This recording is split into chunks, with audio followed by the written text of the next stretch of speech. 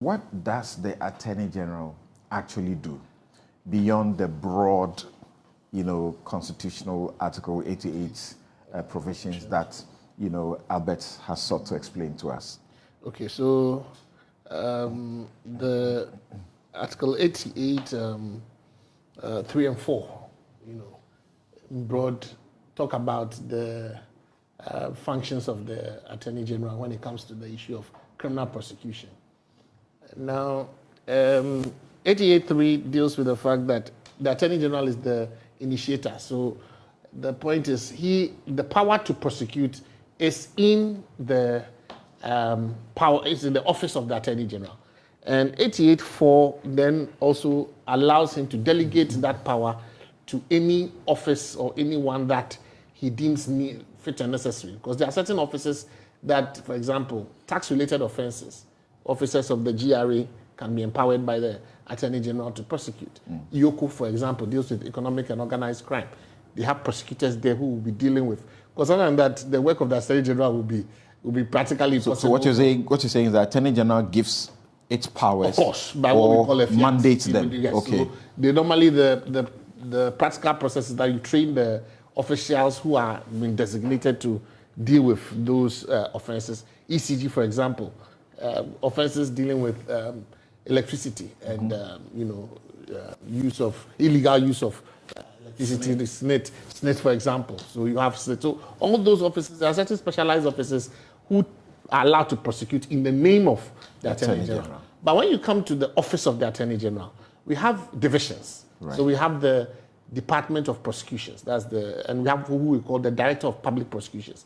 She's in charge of all prosecutions by what we call state attorneys. So these are lawyers employed by the state under the Legal Service Act, and their role is to assist the Attorney General to prosecute criminal offenses. So they are like the civil service arm of the Attorney General's department, and it is led technically by the Solicitor General. Okay. So if you look at the the head of the legal service is the Solicitor General. That's correct. And so in the absence of the Attorney General, normally during the transitional periods, when there's one government moving on to the next, the Solicitor General actually acts as the Attorney General until a substantive Attorney General is appointed. That's the practical nature of our way. But when it comes to prosecutions, it is the Director of Public Prosecutions. So under the Attorney General's department, we have the Civil Division, which is headed by the Solicitor General, and we have the Director of Public Prosecutions heading the Prosecutions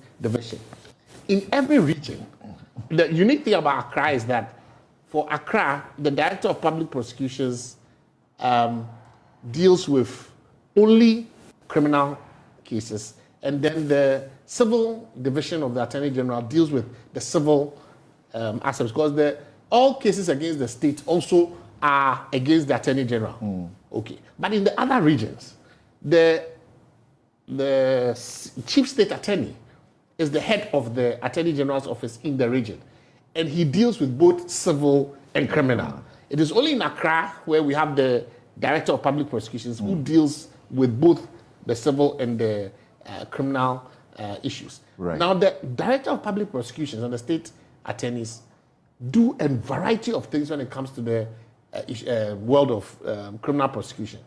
So, for example, with MTTU advice, any case dealing with death, so it involves death, you would have to bring the docket to the Attorney General's office for advice. Okay, so generally. You mean the police? The police, yes. So the police, and let me quickly mention, the police as well, up to a certain rank, normally an inspector, is allowed to prosecute what we call minor offenses, generally.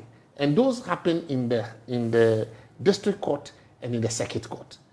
These days, because we have some police officers being lawyers who are trained, in some instances, the lawyers who are police officers can come to the High Court to deal with matters to do with ex parte applications, for example, normally. But in the High Court, it is reserved mainly for the state attorneys to initiate prosecutions in the High Court. It's rare that I've seen a police officer who is even a lawyer initiating a criminal process in the High Court. It is rare. Okay.